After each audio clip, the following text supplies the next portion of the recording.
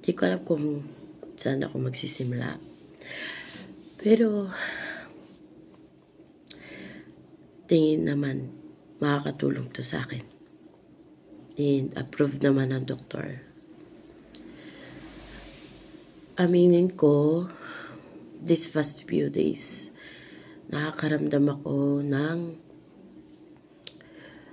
naramdaman ko nung nagkaroon ako ng depression dahil sa postpartum. Dahil nga, usually ako yung babae na laging nagtatrabaho and may sariling kita. So, hindi ko kailangang umasa sa asawa ko. But then, simula nung lumipat kami dito sa bahay, akala ko okay na ako eh. Yung wala na ako iniisip.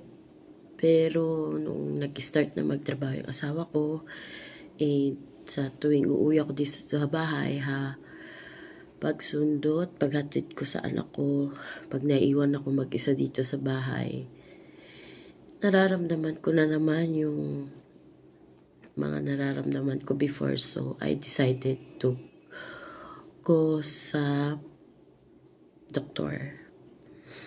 Yes, nagpatulong ako kasi kailangan ko din tulungan yung sarili ko. And may mga nagtitrigger kasi yung bang dumadating yung araw na pakiramdam ko ang pangit-pangit ko. Pakiramdam ko, bigla na lang ako malulungkot. O bigla na lang ako magagalit. Kaya talagang humingi na ako ng tulong sa doktor.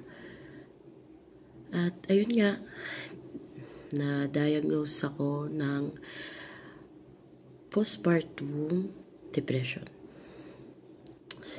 Sabi ko, Dok, 4 na taon na ako nanganak, meron pa ba nun? Sabi niya, usually, nagtatagal naman daw yun ng kahit 6 to 12 years old na yung bata. Depende sa ambience na meron tayo. Ako, kaya bumalik yun. Kasi kahit ay na pinipare ko yung sarili ko sa bagong setup namin ngayon, dahil nga gusto ko rin naman tutukan yung anak ko, ay something na sa loob ko, pakiramdam ko, pabigat ako. Kahit na na-resolve na yung problema namin. Kasi may time na hindi ako sanay nang wala akong pera, or hindi ako sanay yung perang hawak ko ay yung pinagpaguran ko, pinagtrabahuan ko. So, isa yun talaga nag-trigger sa akin. Siya sa pinaka as in nag-trigger sa akin. Kaya yun. Tapos, sumabay pa yung thyroid ko. Ang daming gagawing visit para makita yung thyroid ko. Kasi may nakita silang bukol. So, ayun, nagkasabay-sabay. Buti na lang yung asawa ko marunong makiramdam. Yung kahit hindi ko sa kanya sabihin, alam niya kung paano ko i-handle. Kasi hindi ko rin naman kaya na tawagan yung mama ko kasi syempre tatrabaho yung mama ko tsaka malayo siya sa akin. Maya, naiyak na naman ako. Sorry. So, yun. Kailangan ko lalakas sa loob ko kasi may anak ako.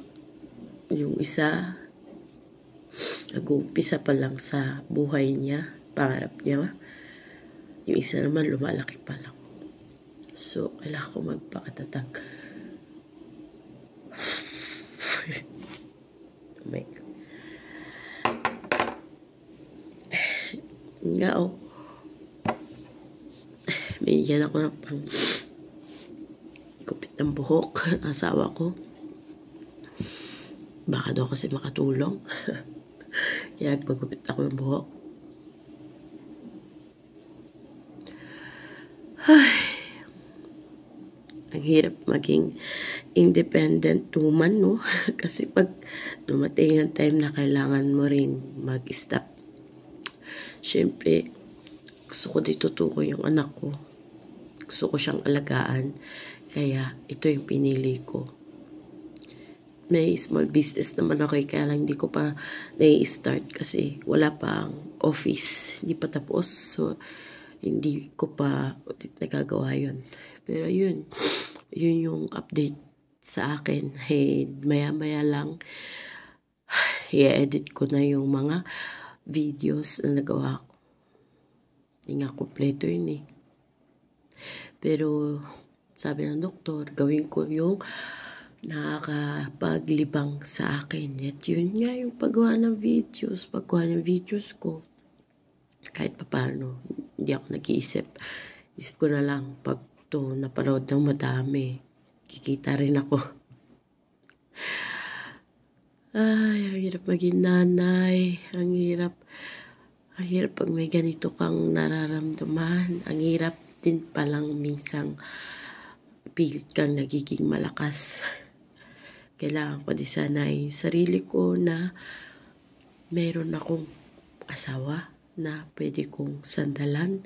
Hindi lang ako. Kasi nasanay din ako na kailangan ko magpakatatag kasi kailangan.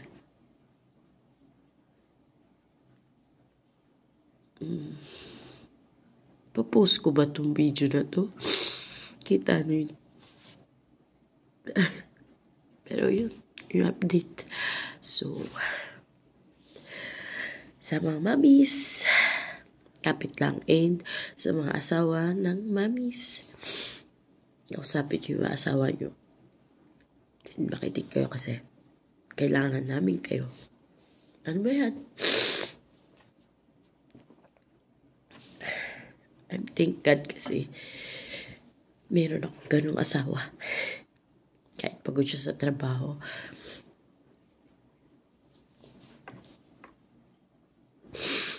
Kasi minsan, ayoko din siya sabi sa asawa ko, nararamdaman ko kasi ayoko isipin niya na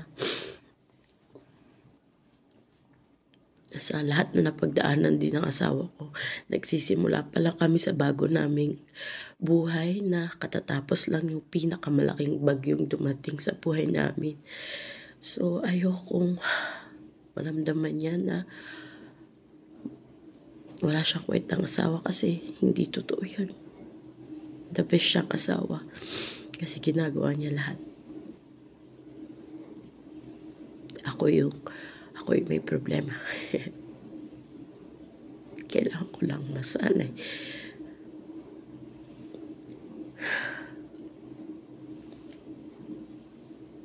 Dama na nga. Bye na nga.